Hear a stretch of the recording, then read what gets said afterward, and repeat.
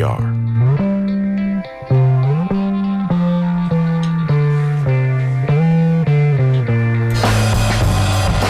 And good morning and welcome to the Skinny for Friday, August 14th. I'm Mitch Perry, the senior political reporter for the Florida Phoenix, joined by my colleague Ray Roa, editor-in-chief of Creative Loafing. Hey, Ray. What's going on, Mitch? Good morning. Good morning. Hey, we're just a few days away from the August 18th primary, and we are definitely going to talk about that today. A little later in the show, coming up, though, we're going to really get into public polling. Why is it so horrible, right? I mean, and never less trustworthy than right now. We'll be hearing from Michael Bailey, a professor of American government at Georgetown University, and also Dr. Susan McManus, of course, formerly from USF, to talk about that. And I also want to talk, before the end of the hour, if we have a chance to, about some of these really egregious examples of outrageous dark money being spent in local races here in the Tampa Bay area, in some cases with generative artificial intelligence. But first, joining us in the studio for a return appearance of the Skinny, Michael Van Sickler, the political editor for the Tampa Bay Times. Mike, good morning. Good morning. Good to see you. Okay, so all right, a lot to get to this morning. We're, like I said, just a few days away from the August 18th primary. Let's talk top of the ballot, okay? David Jolly really obviously doesn't really have much competition. So you think, though, the Democratic Progressive Caucus last week came out and endorsed not David Jolly, a woman named Dana Marie Foster, who I actually did interview about a month or so ago. Dottie Joseph, people maybe know her a little bit better, North Miami state rep. But if David Jolly gets, say, less than 80%, does that say anything at all? I haven't thought of it that way. I think because of the political environment come the day after the primary, I think the Democrats, at least with Jolly, I've talked to a lot of progressives who they might be skeptical of Jolly, but they do give him credit for jumping in when nobody else did. Back in June of 2025, it looked really bad for Democrats. The political environment has become a lot more favorable since then. And a lot of progressives, when I was at Leadership Blue and other outings, they kind of give Jolly a pass, saying they've listened to him. They like what he's saying now. They're still suspicious of him to a certain extent, but they give him a lot of credit for jumping in.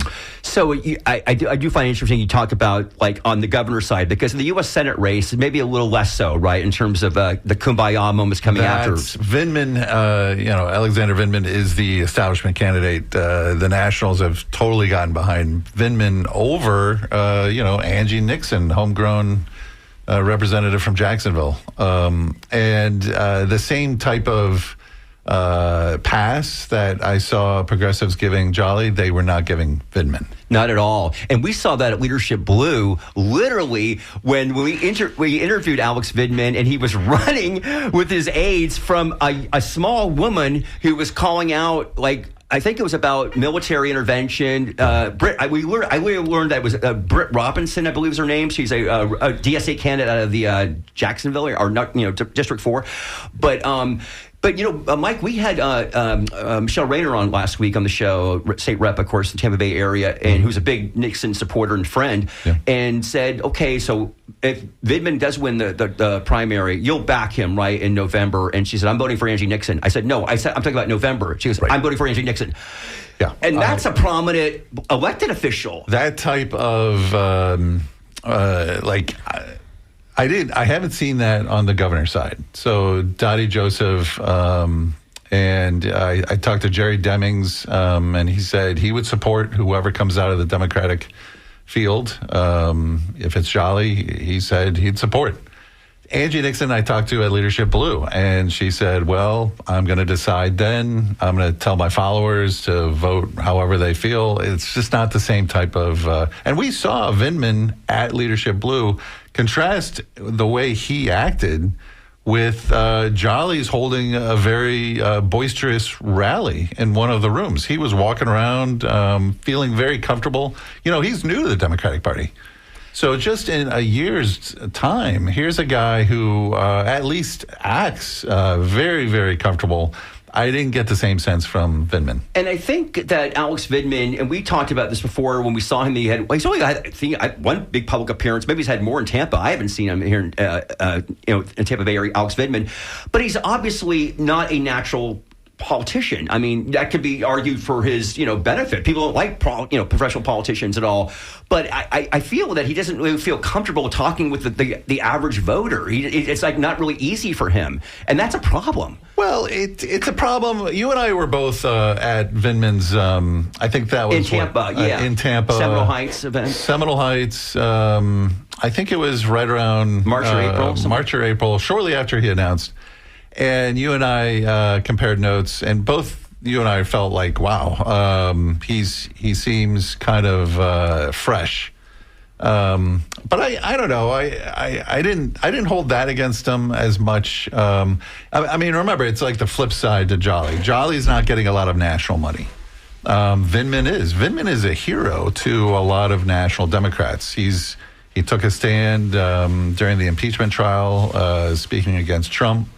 So for many national Democrats, Vindman is much more of a name than Jolly is. He's raised, I think, $20 million, blowing away out Ashley Moody, in that respect. And he is a national figure. I think that some would argue, where's your money from Florida? You're totally getting all this money from out of the state here.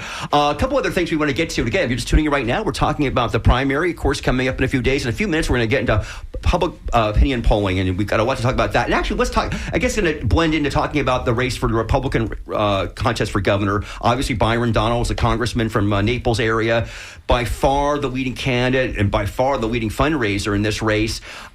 James Fishback, Jay Collins, and Paul Renner, of course, the other named Republicans in the race. So I looked at the summary of polls by Real Clear Politics the other day. Donalds is leading by roughly 37 points at just under 50%. Jay Collins is at 11%, Fishback at 9%, Renner at 4%. But you count that up, and if you believe that, and there's a lot of reason to not believe it, but that's roughly 28% of voters who are undecided. So, that is not, where those undecided voters go on Tuesday night might be interesting to watch. Not that we'll see. You asked me about the percentage I'm looking for with Jolly. I am actually looking for a percentage with Donalds. So here's a guy who has raised $100 million plus. He has Trump's endorsement, which in today's Republican Party for a primary is everything. And Trump's record for picking winners is pretty impressive, although he's had a couple of recent losses. I don't know if that's correlating with his approval ratings. But if Donalds doesn't crack 50% with all of those advantages, I think that's a red flag, at least for Republicans heading into the general election. That's something to watch. He's already spent out of that $100 million, probably around 20 to 30 million. And I think a lot of that's directed toward the general election, but he should not be below a majority of Republicans at this point. And I'm counting 15 to 20% undecided. Mm-hmm. Okay. If they all break for another candidate, like let's say Jay Collins or James Fishback, that would be a sign of concern for Republicans.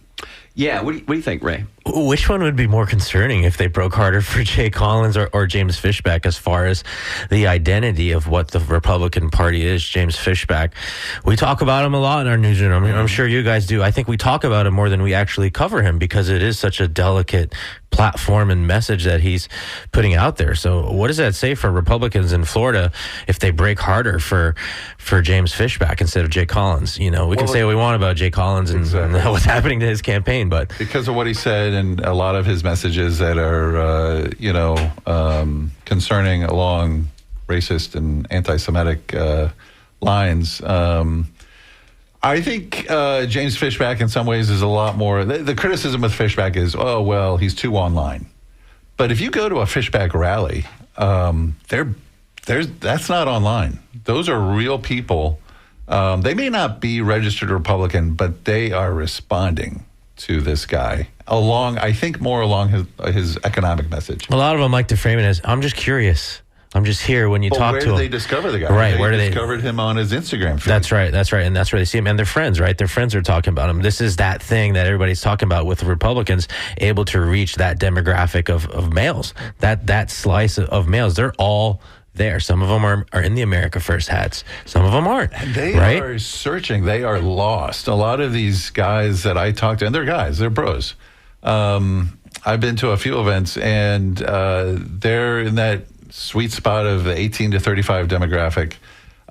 Most of them have jobs. They're not unemployed, but they're magnitudes away from being able to afford buying a house. And they're single. They're searching for an identity, and what they see in the economy is not encouraging.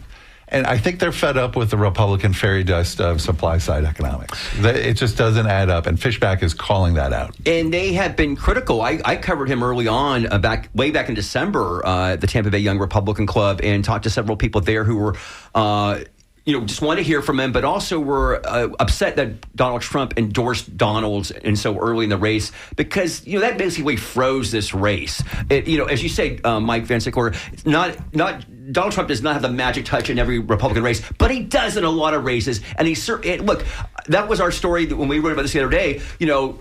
Is Florida going to succumb again to the DeSantis touch? The Trump touch, right? We got Ron DeSantis after Donald Trump endorsed him. He was a backbencher congressman from the Jacksonville area, and now Byron Donalds, who relatively, not really standing out amongst the 200 plus Republicans in the House of Representatives, and he got the imprimatur from the president, and the rest is history, basically, in this race. Donald's, unlike DeSantis, I think he's more popular in the House with his colleagues. Yeah.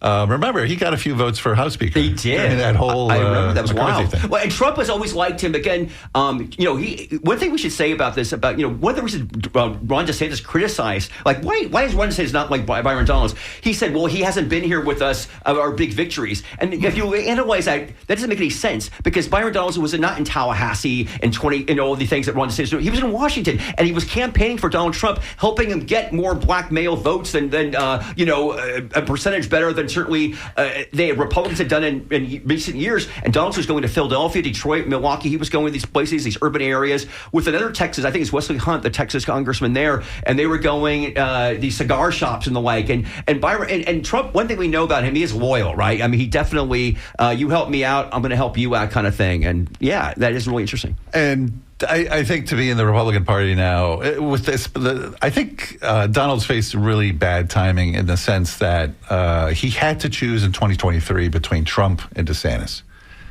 This was like a month before DeSantis threw in to run for governor, maybe a couple months. Donald's made the decision to endorse Trump. And I don't think DeSantis has ever forgiven him for that. Yeah. Okay, we're going to pivot right now. We're going to get back to talking about the Florida election in a few minutes here. But as some of you know, we're following the national news on Tuesday. Former Milwaukee County Executive David Crowley stunned the nation when he narrowly defeated Francesca Wong in the race for the Democratic nomination for governor in that state. That came a week after Dr. Abdul Al-Sayed narrowly defeated Haley Stevens in the Michigan Democratic Senate primary.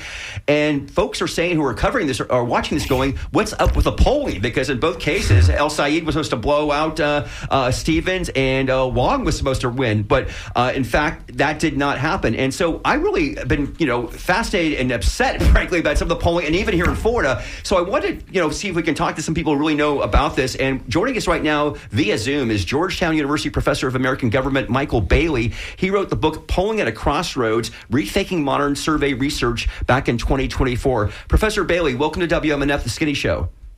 Hi, thanks for having me. Great to have you here with us. So where do we want to begin with this? I guess obviously what happened in the last 2 weeks kind of reflects what happened after Donald Trump won in 2016. I think that's where really a lot of people were like, what the heck happened here? You have looked at this. Tell us some of your basic thoughts about what's gone on with polling and why is it less reliable than it used to be? Yeah, so it's quite a wild ride.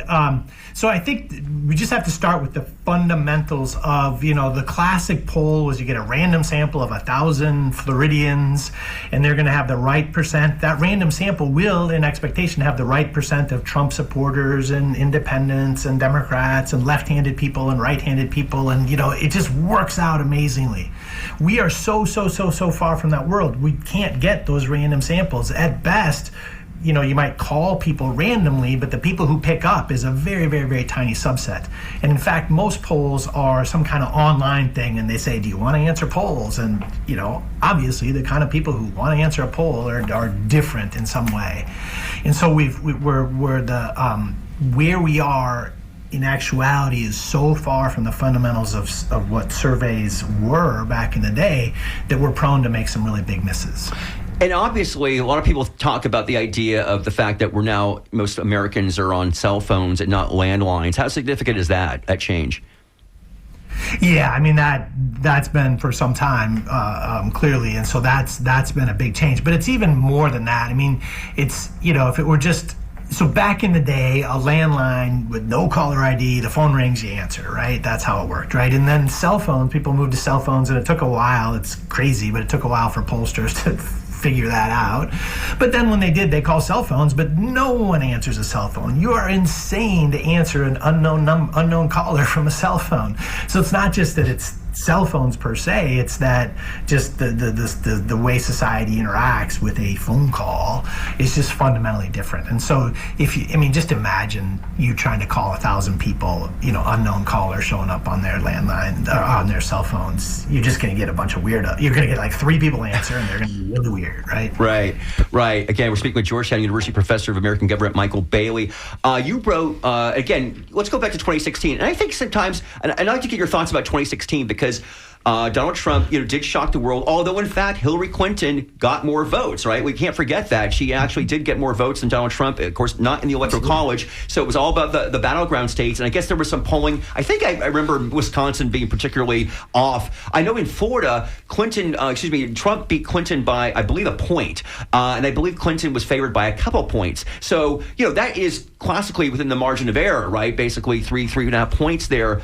But you wrote after the 2020 election, you wrote in 2020, if 40,000 more voters in 3 states had voted for Donald Trump, he would have shocked the world again. The shortcomings of the 2020 polls were particularly unnerving because pollsters tried to learn from the mistakes of 2016 only to produce the least accurate polls in 40 years. Right, and I remember that again here in Florida, where this time Trump won by 3 points, I believe, over Donald Trump, and I pretty believe most of the polls were showing in 2020 that Biden was going to win here in Florida. Because I remember that was one of the big stories in 2020. I interviewed Justin Safey, the guy who does the Safey review here in Florida, and he was like, I'm never going to publish another link to a story about polls. People, were disgusted in 2020, the day after the election, because of the polling. It was so poor. So again, pollsters supposedly were supposed to learn from the whatever went wrong in 2016, and that did not happen, obviously.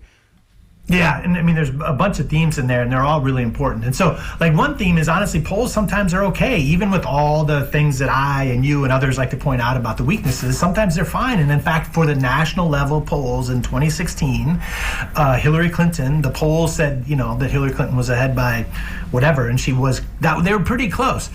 But, they fail in such fundamental ways, and they matter. Like Hillary Clinton thought she was going to walk away with the Midwest. She didn't, and because she didn't take the Midwest seriously, she lost. And history is literally changed, I think. Maybe not 100% due to those polls, but I mean, just imagine she knew what she was up against from day one. I think you could imagine her, and then the New York Times and the way they treated Hillary Clinton and all the other things that were downstream of everyone assuming she had an easy victory. So the polls do matter, and those mistakes really do matter. And I wonder, if some of the behavior of folks in Michigan and Wisconsin might have been different if they knew the reality on the ground. But the fundamental, one of the things you're getting at is the fundamental challenges. And so I was working on its 2020 data, so from the 2020 Florida election as it were, and it's really interesting to see the raw data.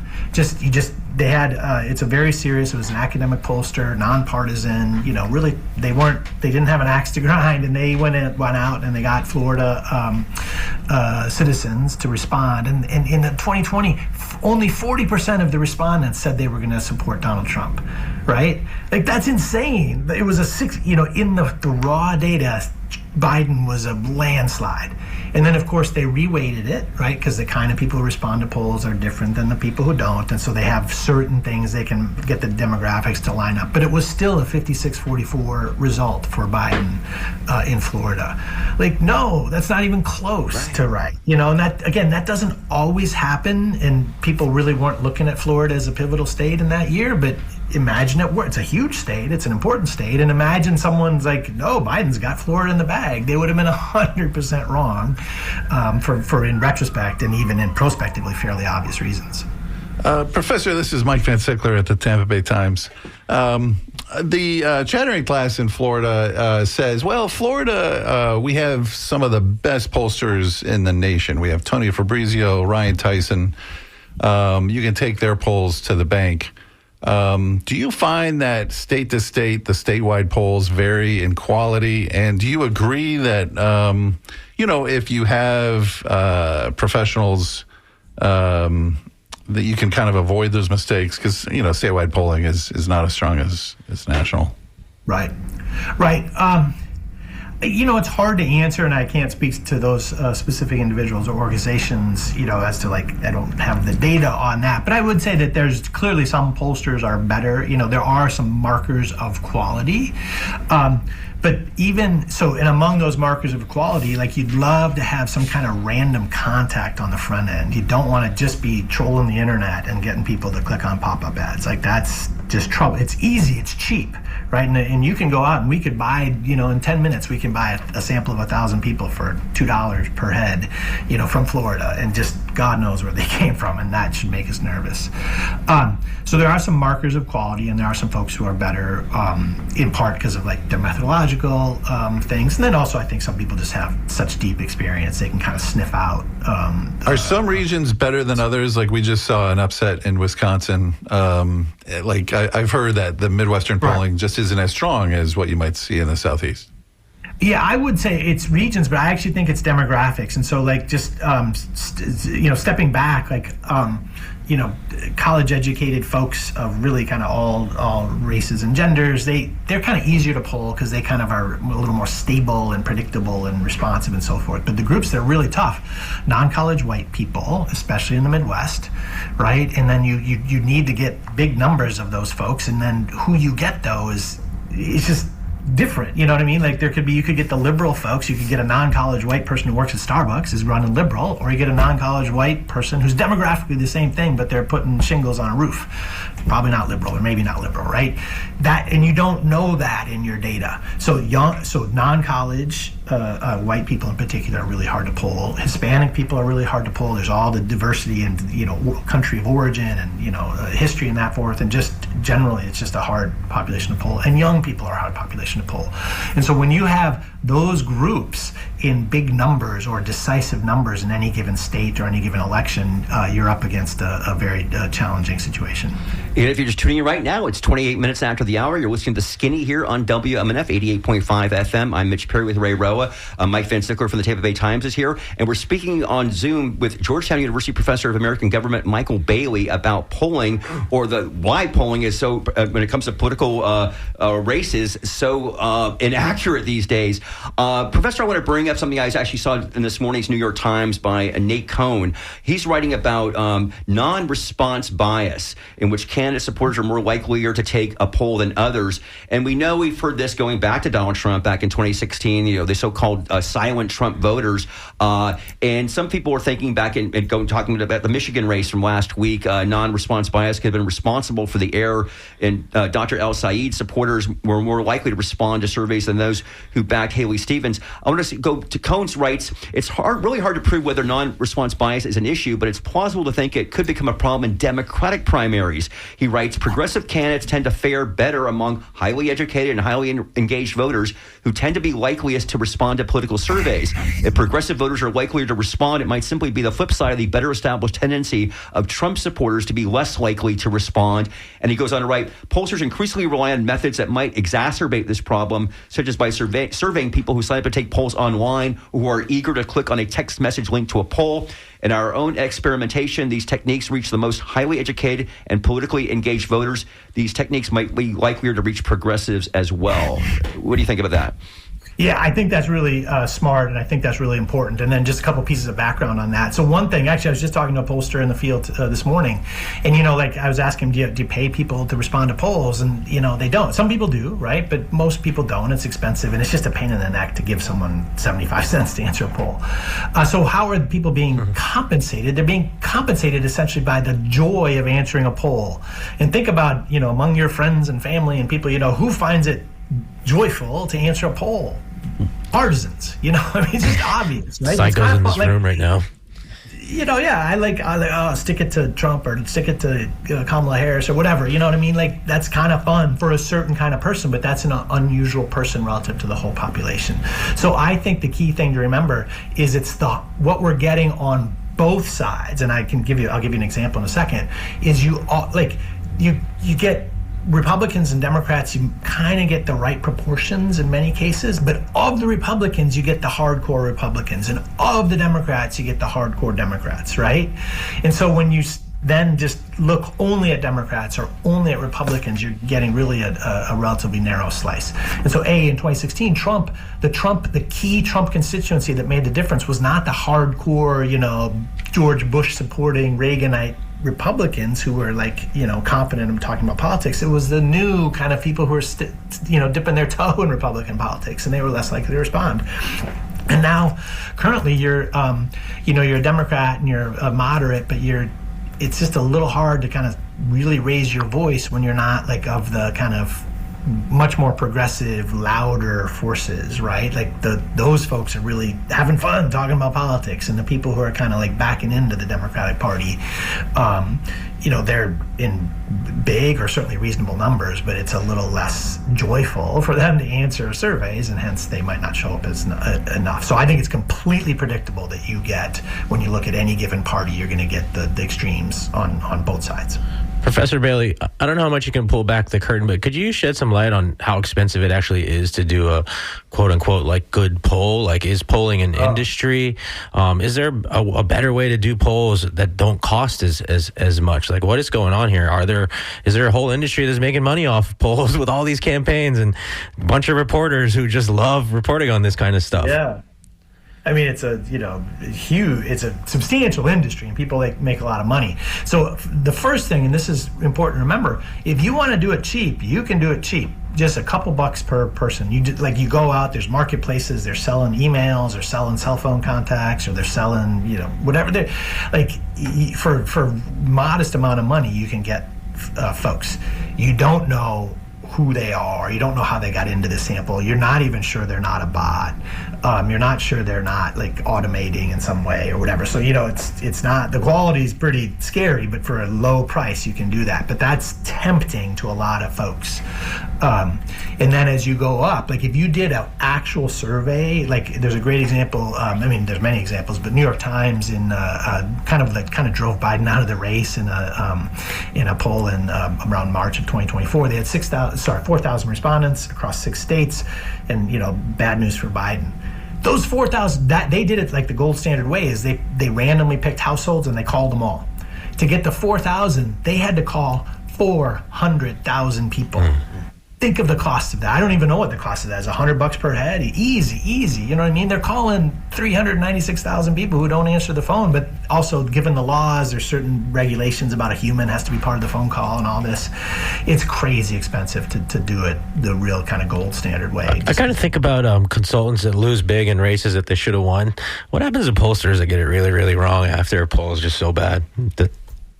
Yeah, a couple Ann Seltzer in Iowa kind of closed up shop. She predicted a huge that was really sad, actually. Surge for the Democrats. Yeah, because she had been great. She's really smart.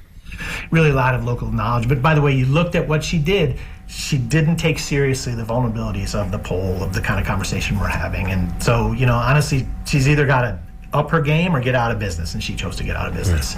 But honestly, my take is a lot of pollsters do hurting in the sense of kind of like what financial advisors do. If you just tell everyone, put your money in the S&P 500, and if it goes up, great, and if it goes down, you're like, well, everyone else said the same thing, and like you don't get fired by saying what everyone else said. So I find the polling industry very, very conservative with regard to some of the concerns we're raising. I want to bring in somebody else to the conversation right now. That's Florida Perspective from Susan McManus, the Distinguished University Professor Emerita at USF. Good morning, Professor McManus. Good morning. Great to have you here with us. I wanted to bring you on because I think when I saw you I think it was at Leadership Blue at Disney a few weeks ago, we were talking about this, right? We were talking about some of the races, and you mentioned to me how you just thought the polling in Florida was just, I don't want to misquote you, it was garbage. I mean, it was like so unreliable now. As somebody who's covered this, followed this so closely for decades here in Florida, what are your thoughts about this and where we're at with public polling these days? Well, first and foremost, what's happened is that the campaigns themselves are conducting their own polling, these internal polls, because the results now are being used as a campaign tool to show somebody that your candidate's on the up, or that this message is this. There's no pretense of the fact that they're not, according to common professional norms, they're not done for that reason. And to the question you asked the gentleman, hi, Professor Bailey, it's not that expensive to do it, but the campaign consultants, they build that in. And the problem is, from my perspective, is that the press itself doesn't distinguish anything different between an internal poll that's clearly so-called designed to produce a certain result and use it in a campaign way versus the others. And they just take anything. I used to tell my students, you could have somebody go out and have 10 dogs barking on a corner, and what they came up with, somebody would publish it. And we're to that point basically in polling. There's so many. The one thing that is now at least being acknowledged is, well, this is an internal poll. But for the average person, they don't really see that. They just see the big numbers. The other thing that's really happening in Florida, because it's very difficult, as the professor said, to get a sample and so forth, we are heading into the primary with the last big poll that was done here. And we're looking at the undecideds. And just as an example here, and we're looking at one poll that did the congressional districts that are been changed and have an open vacancy. For example, even in the 14th congressional district, which is what Castor is running in, that's been altered, the poll last week, there were over a third of the voters that were undecided. We had anywhere from the lowest in these districts, undecided was 25, and the highest was 42%. Right. So this really can confuse, it can yield results that seem counter to what they've been reading about. A lot of this is just, and going to what was happening in those national races up in Wisconsin and so forth, what happened is a lot of those undecideds shifted heavily in one direction when it came time to vote. And that is very, very difficult to predict. Now, I did find curious from a campaign perspective that some of the discussion up there was that the woman who lost, for example, or the candidate that lost, especially in the Wisconsin one, her problem was she didn't run any ads. Francesca didn't Hahn. Run any ads. TV and so ads. that yields to another thing that we're seeing. A lot of the campaign sort of strategy going on says, save your best stuff till last. Don't put it early in a campaign. Put it at the end where people are deciding, the undecideds, first of all, whether to vote, and secondly, more importantly, who to vote for. So you have some very, very interesting things that are happening in the world of polling at the moment. I want to go back to Professor Bailey. I know we got to let you go in a minute here. I guess basically your last thoughts you want our listeners to think about as we go into the election here on Tuesday here in Florida, and what we see in the polls and what might actually result. Yeah, I think the bottom line is just appreciate that that we need to have a new perspective on polls and really appreciate how they can miss. And they're going to really be vulnerable to missing in primaries because of the partisan extremes that you're getting. But really, they're vulnerable to missing in any context. So, like, just as an ordinary citizen, you kind of just go out and do your best and do what you kind of do anyway, and don't get too wrapped up in the polls. But then also, like, for the political professionals and the media and everyone else, is really have that capacity to step back and appreciate this isn't the full story. And we almost saw it in Michigan. I mean, it came really close, and we did see it in Wisconsin, and I guarantee you we're going to see it again. We don't know when. Usually we won't. You know what I mean? It's not something that strikes every time, but it's definitely coming again, and we got to kind of think and act and prepare for that. Absolutely. Again, Georgetown University Professor of American Government Michael Bailey. He wrote the book Polling at a Crossroads, Rethinking Modern Survey Research. Professor Bailey, thank you so much for joining us here on The Skinny. Thank you. My pleasure. All right. And we'll stay with you, Professor McManus. And you just said something interesting a moment ago, and that is about the media. And I do, want to bring Mike you into this too, and Ray too, because we do get these polls. Can we talk about one thing, for example? Okay, there was only been, I think, in Florida for the governor's race in the last month, two big, I think, respected polls. I don't even know how respected, but the ones that the media mostly published. James Madison Institute, which is a conservative think tank out of Tallahassee, and also University of North Florida. And the new University of North Florida poll, I always, let's just be honest here, folks. So their poll was interesting in the respect that they show that Angie Nixon's doing a little bit better than Alex Vidman. But I'm very unhappy that we don't have a Vidman versus Nixon poll anywhere, right? We don't really know what's going to happen in that Senate race. But the thing about the University of North Florida poll, it's actually officially called the University of North Florida Public Opinion Research Lab, is we've got to go back and go in 2022, just exactly 4 years ago, right before the Democratic primary governor's race between Nikki Fried and Charlie Crist. University of North Florida poll said that Nikki Fried was leading 47 to 43%. And a week later, you know what the election was, folks? Crist got 60% of the vote. Nikki Fried got 35% of the vote. And I say that because I always feel guilty sometimes when I use the University of North Florida because should we even be publishing them? They have the patent of being like an official organization versus some of these other fly-by-night groups. You get emails about this that James Fishback is winning, and yet because I thought I haven't seen enough big polls to write about this summer. That's a big one. They gave it to us on a Friday, so we had time to work on it. Mike, any thoughts there? Yeah, we have the same misgivings about any poll. We don't write stories off of an individual poll.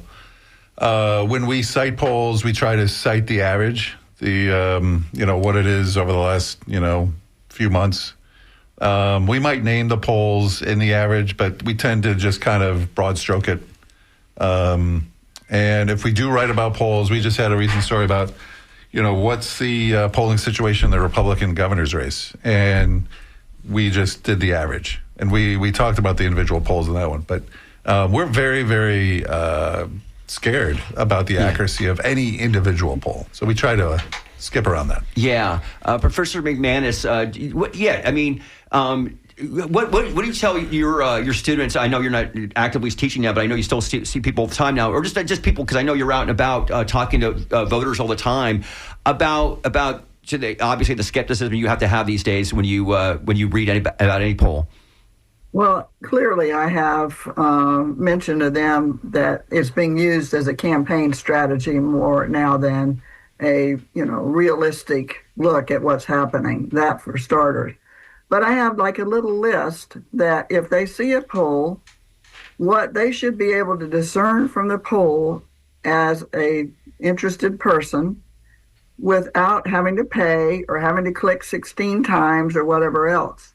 And I have a simple list like, who did the poll, who paid for it, when was it conducted? Sometimes you'll see there's a tendency for polls that are hard to do, take 2 or 3 weeks to do. Well, there could have been something that monumentally hit in the middle of that time, which would just make it all void. That's one. Another would be, I would like people to be able to see the question wording and the order of the questions, because that clearly makes a difference. And you also see other things like, was it done by phone? Was it done by text, online, or in person? Who was polled? Here's another thing that we must talk about. likely voters. Right. Because these polls are trying to grab a hold of, in predicting outcomes, likely voters. Well, here's an example. Some will say, they'll call you or contact you and they'll say, how likely are you to vote on August 18th? So somebody says, oh, very, or not much, or whatever. There's a tendency for people to say that they're going to vote that actually aren't. I remind people, I kind of like my high school government teacher, saying, well, you should vote. And it's kind of in people's minds that they need to do that, But then others will take your record of voting, the turnout you can gather from the Florida voter registration system data. You can see whether somebody's voted or not in the last primary, the last general, or go back as long as you want. That's kind of a way of measuring likely voters that some say is more accurate, but then that misses all the brand new people that have registered. And we've had massive registration gains in Florida this year so far. And then, of course, I want to know, how is it weighted? This is another massive program. I don't get enough people in my call. Let's say I don't have a high enough percentage of women. And I know that statewide, here's the percentage of women registrants or whatever. So what do I have to do? I have to I have to pump that up by giving a higher percentage to the respondents that I had that weren't enough to make it look like the overall picture. There is massive problems with weighting, and no one wants to share that information of how they do it, which, again, my first instinct, if a poll looks really out of whack, that's my first guess, is the improper weighting. And I have to add one more thing, and I'm talking too much, but you must know that when you lump broad groups of people, let's take Hispanics. I have a slide that I show that takes census data and shows the massive number of countries of origin that are represented among our electorate. And we know that they don't vote alike. Their politics are not similar, but yet we lump them all together and say, quote, the Hispanic vote. We do the same thing with gender, the women's vote, the men's vote. And the same thing with, older voters, over 65, under 65. We do it all the time, and it really yields conclusions that from the polls that are based on stuff that really isn't detailed enough. But then you don't have the time or the money to do the detail. It's, as the professor said, it's really an industry that itself knows needs a lot of introspection. Yeah, it is interesting how we love to lump people into monolithic groups. We talk about the unreliability of polling, quote unquote. Professor McManus, how much should we be talking about prediction markets like Kalshi right now and stuff like that when it comes to trying to get a pulse on what's going to happen in a political race? It's like asking somebody what the stock market is going to do tomorrow. You know the answer to that. It's fascinating to people. But I think at the same time, at the end of all of this, we're going to have to look back. How good were they, And there again, I think that the reason it's so fascinating is the new technology and the ability to do that and weigh in on elections. I also, you led me to another concern, and we've seen blatant examples of it in the last couple of weeks in Florida. The unsettling use of AI. Yes. And there are polls that are using AI to not only contact people, but to create images of what somebody would look like with these criteria. So you're having AI ask the questions and an AI, quote, voter answering. And we don't have any regulation here. The problem is that AI is just rapidly become a technology that's way ahead of where the public is in terms of able to catch up with it from a regulatory perspective. We're also seeing it misused heavily in ads against people and altering people's faces and websites. And we're in the middle of an election and we don't have the regulations to deal with this. It's really sad. Okay, Professor McManus, we could go on with you, and we're going to hopefully get you back in the studio for an upcoming show because you got so much information to provide to our listeners. I really appreciate you coming on The Skinny this morning. Thank you so much. Well, thank you for having me. I really enjoyed it. Thank you, Professor. And the professor mentions about AI, and I do want to say something about that. But one last thing about polling, and it's a listener who wrote this in, and I think it's something that people don't talk about a lot when it comes to Byron Donalds, the Republican race. So this listener, I just lost this email here. Let me go back to it. He writes, and I'm quoting him, folks. The Florida Republican Party, quote, is full of racists. With a flip party opponent and the Trump endorsement, it should be a runaway Republican win. The fact that it's not is proof of racism rampant in the Republican Party of Florida. Well, I don't know what he means necessarily by that, by it not being a runaway, because if you again believe the polls, it looks like it's a runaway right now. But there's the underlying theory that some people say, Florida's never elected a black man governor. Came close, of course, a black statewide candidate. Correct. And some people will say, well, Barack Obama won when he ran for president, but that's not the same thing. But this is something that is uncomfortable to talk about. But I was talking to Ray about the Bradley effect. Mike, do you remember that about Tom Bradley? I think when he was running, the former mayor of Los Angeles, black individual who ran against George Mason for governor in California, and the polls showed him winning, and he lost. And then people were like, "What the heck happened there?" Some people were saying they were going to vote for him, and they didn't, because when they got behind the the booth there, they did not vote for him. We heard a lot about that when Barack Obama ran in 2007, 2008, and it obviously did not happen. He won, obviously. And yet we're hearing that, and people emphasize what this listener wrote about, Republican, or whatever, any voters anyway, who might not, who say they, curious, and we just don't know, right? That's the thing. People will talk about this, but you cannot say for sure. Maybe that's happening anecdotally, but you cannot quantify that. Yeah, the margin that we're seeing with Donalds and the Florida polls is like 35, 37%. Yeah. Wisconsin, I think she had a 20% percentage point lead. And, I think I have that here. Yeah. I don't know. It's just like if Donalds were to lose, that would be stunning, because the margin that we're seeing with the averages that have him up just far exceed anything that we've seen so far. I want to say, wait, breaks. No. You're right. Yeah. I was just running that in my mind. If that happens, Oh, then, yeah. I mean, it would be a failure of the political establishment, because he's gotten most of the endorsements on the Republican side, except for DeSantis. I'd say it'd be a failure on our part.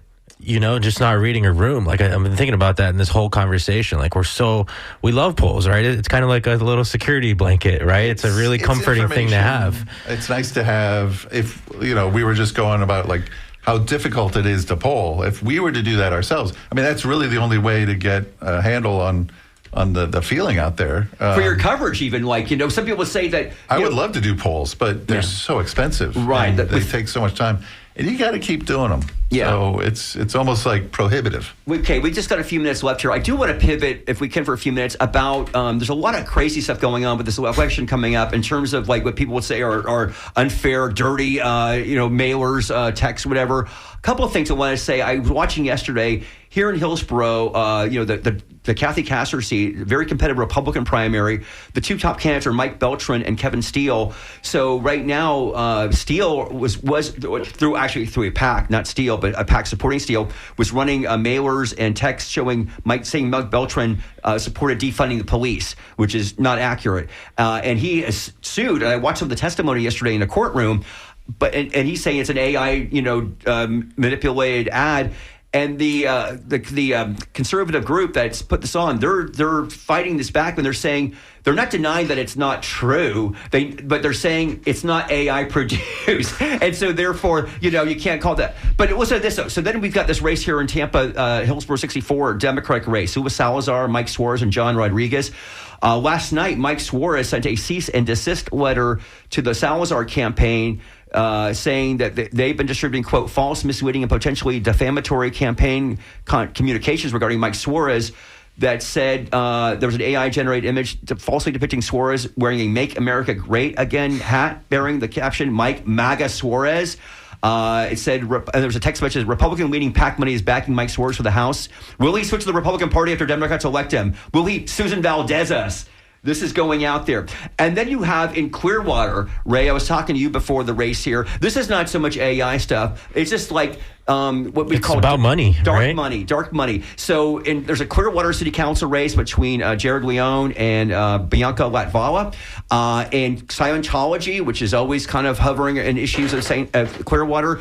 Ms. Latvala has come out against this recent vacation of a block of land in the Clearwater City Council voted on to give to Scientology in June.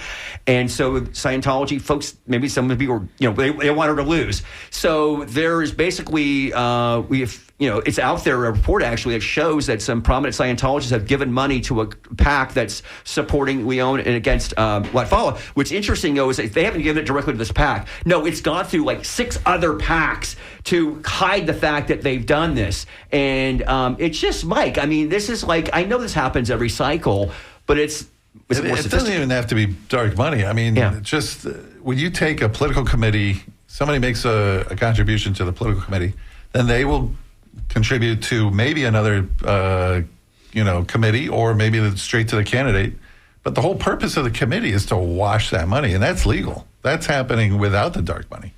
The dark money is just another level of just hiding who is giving to our candidates. But it's already really hard to track without any of that. Right. Okay. And then on top of that, how do you break through the noise? As we talk about elections, I just always think about like who is voting and who's not.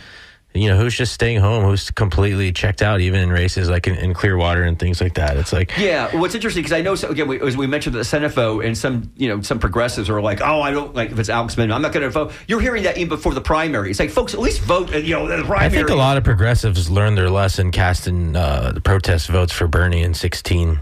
What do you mean? I mean, I remember like in 2016 being at the bar and talking to a lot of friends, and they'd be like, yo, I wrote in Bernie.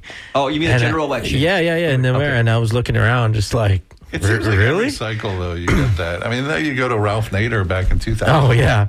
The lesson was learned and then forgotten, and then Bernie, that's ancient history.